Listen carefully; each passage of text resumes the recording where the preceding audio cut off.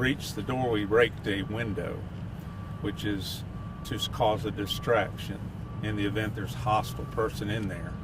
As a result, that person fired at deputies out the window.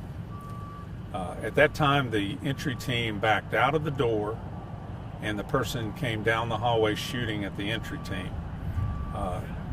We returned fire, and we visibly saw where the subject was hit. Next thing, we retreated. We got our negotiating team, and our SWAT team came out. We went through our regular routine trying to negotiate. We got zero response. We opened the door remotely using a tactical tool. At that point, we sent the drones inside, and the drones went in to clear it. The subject was sitting in a recliner in his living room, but he would not respond. At that point in time, we gave him several hours, continually to try to negotiate, trying to get a response. I guess it was somewhere around 11:30 we decided to deploy gas into the residence. At that time, we got no response whatsoever. We had the drone available. We could see the subject laying on a bed in a bedroom. Still had not seen the elderly gentleman that the whole pickup was for. So at that point, we deployed a flashbang in that bedroom, and the subject did not move. So we feared that he was in grave condition at that point. So the entry team went in. At that point, they discovered the male in the bed deceased, the one that had fired out on us, and we had returned fire. While clearing the house, we found the gentleman that we had the pickup order for, and he was in the bathtub. Looked like he had been deceased for several months. At that point, now we have turned the scene over to SBI, Aaliyah SBI, to investigate the officer-involved shooting. We will be, of course, doing our own internal investigation, but I don't have any specifics. But as we always do, we will send a detailed press release out once we get all the details in hand. But after today, probably Aaliyah will be the one you need to respond to. So it started at about 8 this morning, is that right? A little about 8:30. And then when was it that you actually made entry and discovered the body? About 1:30. Just to clarify, father-son relationship, the father had been deceased in the tub for what appears to be I'm not a pathologist, but he had been there a long time. Okay. But so he wasn't killed today, he didn't die today? No, he was. And the son there was a lot of decomposition. And the son had been the one that shot at deputies in exchange fire? Correct. But the order was for the elderly gentleman? Yes. And the son was alive and died later in the bed? He moved from recliner to bed? Yes. Of course, we intensified the tear gas when he would not respond to it. And that's why he moved into the bedroom.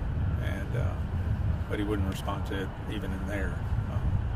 So would you say this was a wellness check for the elderly gentleman? Well, it was a court order. That's what we were concerned with, the man, the elderly gentleman, but the ex-wife was the one that called us, and we started this investigation about 2 months ago. So anyway. We understand from earlier interviews that this was very well planned out. You have been planning this for some time. What made you feel like you needed that much preparation for something? Well, whenever you're doing a mental health pickup, it's a very fluid situation. Sometimes it goes off without a hitch. Sometimes there's violence involved. So we have to be prepared for the plan, And sometimes it's not the person you're picking up that causes it. It might be relatives or other people, but usually the relatives are involved in getting them picked up. So, it's just a dangerous situation. So there's been many deputies killed in the line of duty doing mental health pickups. So you guys had a shelter in place for kind of this neighborhood earlier today. Has that now been lifted? Yes. And we also made a plan for the children and school. They were going to stay at the school, but now I think probably within maybe 2 hours, the road will be cleared after the scene's worked. And which specific house was it? Can you tell us that? No, I I don't want to tell you the specific house, but it was on the main boulevard there.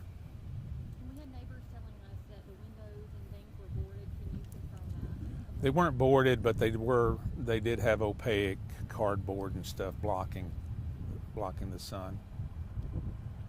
Was there any concern coming into this about the mental condition of the son? Not to our knowledge. Go ahead. You said you started this investigation 2 months ago. Can you tell us what took 2 months to kind of make this happen today? Well, it was a double-edged thing. It was an eviction and a mental health situation. So both are very, both an eviction and mental health are very volatile. So what we tried to do is work with the courts and got a stay for the eviction, and then decided to use the mental health pickup to try to find a solution for the situation. But we always plan every operation, but even though you plan for the worst, sometimes you still get the worst, you know, but we try to plan to be able to handle anything that comes our way. Was the ex-wife the mother of the son? Yes, but they had been divorced over 10 years, and she lived in another state, but she called with concerns, so when she couldn't get in touch. Did you alert anyone else in the neighborhood here? We actually evacuated everybody on each side and in front of them, and then contacted through Everbridge to ask everybody else to shelter in place. And that was before you guys made contact, or after shots were exchanged? Before we ever did the operation period, we evacuated the people in close proximity, but Everbridge went out after the resistance. So you trained for this. How did it go? How did it go according to your training and plan? Well, nothing's perfect.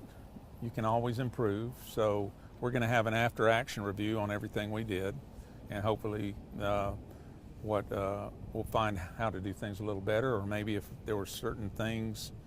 When you have a standoff like this, probably the number one issue is people get complacent and they forget that the threat is right there, and they're walking around, and forget they need to be behind cover or out of line of fire. So that's, from a boss's standpoint, that's probably something I will bring up. And did you guys know that the son was living in the home, or did Yes, we had, in our investigation, talking to neighbors, they had seen the son bring garbage out to the street and go bring groceries into the house, but we suspected him to be there, but he just wouldn't answer the door. And was the eviction order for the son or the father? Father. Okay, so everything was dealing with the dad. So Right. did you go into it expecting this kind of reaction from the son? We really knew nothing about the son. We just knew we suspected him living with the father, and but the father was, he was different, so we suspected there was some mental health issues. And do you suspect there's foul play with the father's death? I know it's early. We'll have to, at his level of decomposition, it'll take a pathologist to tell you. And wrapping up injuries, so the only two that we have from this are the father and son that were inside the house. No deputies were injured, No. no neighbors. Thank God. Nobody got injured other than the person that pressed violence upon us.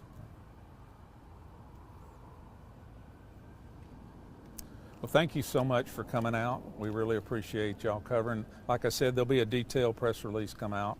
Our contact, Lieutenant Summerall here, will be sure and get that out here timely, hopefully before your 5 o'clock. So anyway, thank you very much. Thank you. Thank you, Sheriff.